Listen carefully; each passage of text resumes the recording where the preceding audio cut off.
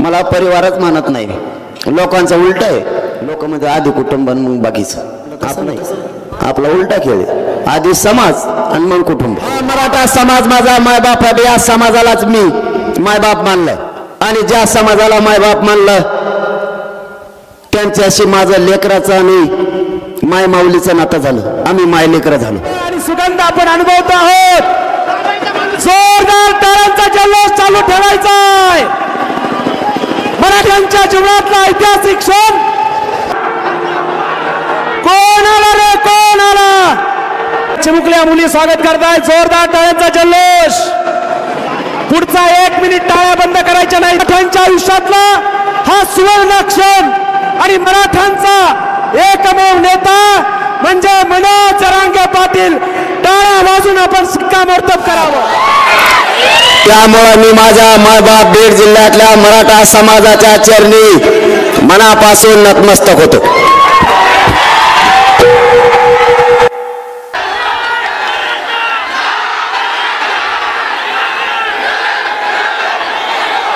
माझ्या गोरगरीब मराठ्यांच्या लेकराला न्याय मिळाला पाहिजे म्हणून मिळेल त्या वाहनानं आलेल्या माझ्या सर्व बांधवांना मिळेल. आता ॲम्ब्युलन्स पुढे घ्या म्हणते बाबा, त्यांना दिसा नाही. घ्या थोडी पुढे घ्या. का करता आता? घ्या घ्या घ्या घ्या. न्याय मिळावा म्हणून मिळेल त्या वाहनानं आलाय. इथंही सकाळपासून उपाशी तापाशी मराठा समाज बसलाय. जिथं जिथं जागा मिळेल तिथं तिथं मराठा समाजाचं दिसतोय. मुंगीलाही मध्ये शिरता येणार नाही अशी अफाट मराठ्यांनी एकजूट दाखवली. माझ्या मराठा समाजाला शांतता काय असते हे पुन्हा एकदा सिद्ध केलं. माझ्या बीड जिल्हा जन्मभूमीतील मराठा समाज एकही घरी राहिला नाही. त्याबद्दल पुन्हा एकदा तुमच्या चरणी नतमस्तक होतो.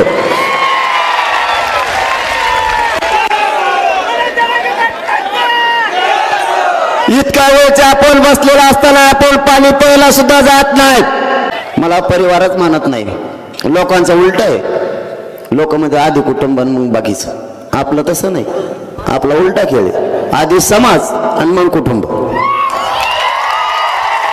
हा मराठा समाज माझा मायबाप आहे. या समाजालाच मी मायबाप मानलंय आणि ज्या समाजाला मायबाप मानलं त्यांच्याशी माझं लेकराचं आणि माय माऊलीचं नातं झालं. आम्ही माय लेकरं झालो. मग या समाजाची गद्दारी करायला हे आंदोलन उभा केलेलं नाही. यांचा सगळ्यात मोठा प्रॉब्लेम एकच आहे. दिठवून मोबाईल बाबा. या महाराष्ट्रातल्या मराठा समाजाला परिवार मानलं आणि या समाजासाठी पूर्ण जीवनच अर्पण केलंय.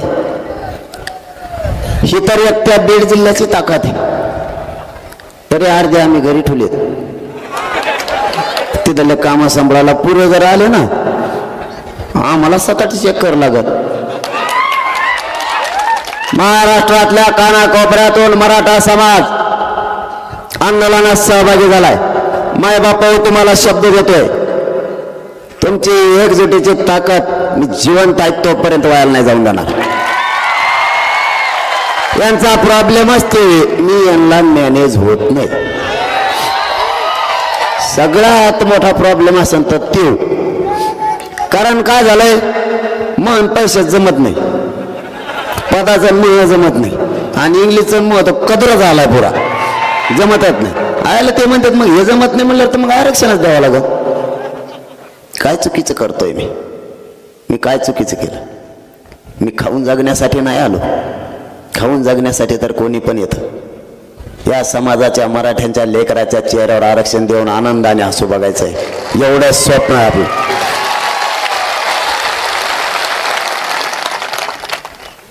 मी काय चूक केली? माझ्या मराठा समाजानं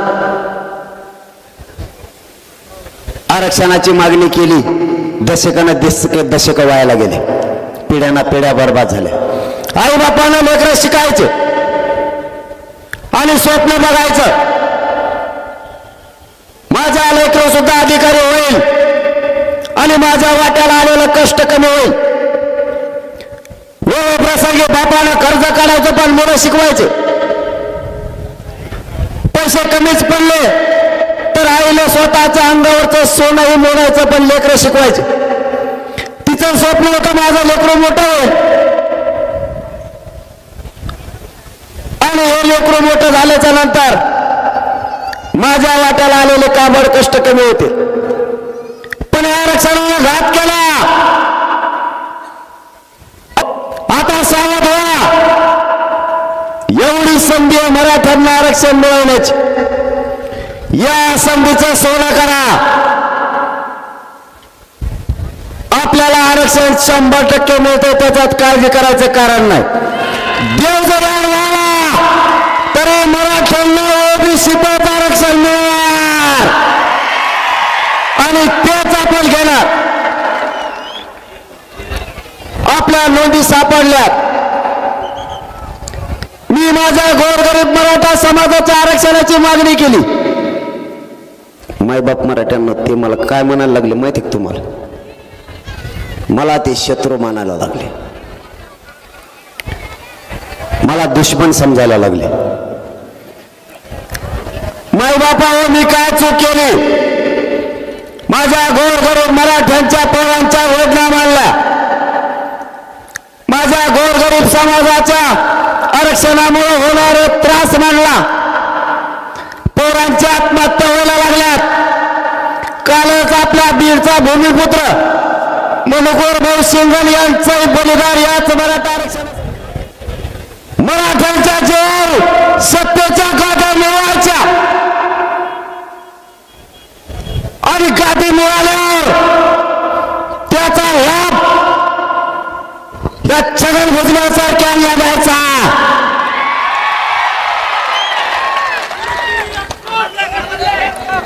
मराठ्यांनी यांना मोठं करायचं.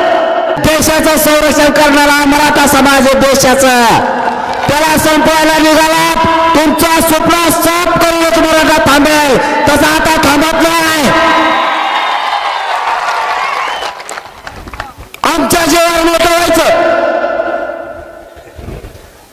आणि आमचे पडणारे मुर्दे हसत बघता. तुम्हाला लाजा वाटत नाही? तुमच्या डोळे देखता तुमच्या राज्यातलं मराठ्यांचं लेकरू आत्महत्या करते आरक्षणासाठी आणि तुम्ही उघड्या डोळ्याला बघून त्या मदती देताय. राज्याचा पालकत्व तुम्ही स्वीकारलंय. एका दणक्यात प्रश्न मार्गी काढायला पाहिजेत. नाटकं कशाला? ज्यांच्या नोंदी नाही सापडल्या मायबाप त्यांना आरक्षण दिलं. जे मागास सिद्ध नाही झाले त्यांना आरक्षण दिलं. मराठा जात मागासही सिद्ध झाली आणि शासकीय नोंदी मिळाल्या तरी मराठ्यांना आरक्षण नाही. त्याचा तुम्हाला संपणार तर नाहीच पण तुम्हाला कमीत कमी 2 पिढ्या संडास लागून जर मराठे मागा लागले तुमचा कार्यक्रमच संपला. माझी सरकारला पुन्हा एकदा विनंती, मराठा समाजाला आता डोचू नका. तुम्ही पूर्वी अंतरवालीचा प्रयोग केला, पुन्हा पडायच्या भानगडीत पडू नका. यांना काय वाटलं होतं माहिती तुम्हाला? यांना वाटलं ते माग किशी झाल्या फुकट नाही केलेलं का आपल्यावर त्या भीत एक का कोणी परत त्याने दुसरून एक आणखीन डाव केला. सगळ्याला आवाज येतोय का? एकदा सांगा. महत्वाच्या विषयाकडे वळायला लागलो म्हणून म्हणतोय. फक्त 15 मिनिटात जिकडे तिकडे विषय ऐका. येतोय 15 मिनिटात जिकडे तिकडे. तुम्ही सकाळपासून बसलेले मुद्द्यावर यायचं आणि कायला आता कवर बडबड करीत बसायचे. मी तेच सांगणार, तुम्ही तेच ऐकणार. काय करायचं? मुद्द्याकडे यायचं, दणका आणून मोकळून कशाला तापवायचं आता माग. पचपच नको, वचवच नको. घोळून घोळून घोळून घोळून तिथं जेण्यापेक्षा एकदा सरळ सरळ ठोका द्यायचा ठेवून काय कर. म्हणजे मी वेगळं म्हणतोय बरं का, तुम्ही वेगळं म्हणाली आता. त्यांनी पूर्वी आपल्याला गुतायचा प्रयत्न केला, पुन्हा नोटिसा दिल्या. थांबा रे यार, थांबा बाबा. तुम्ही का असा टेम्पो चाललेला का? बर का.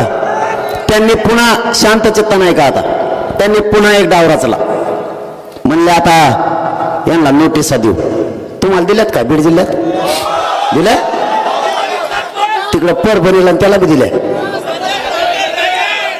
ते परभणीचे लोक काय म्हणते माहितीये का? ते म्हणते मी शेतात होतो, मग आपल्या घरचे घरी होते आणि कागद आणून दिलाय, मी रानातून गेलो, मी ते वाचीला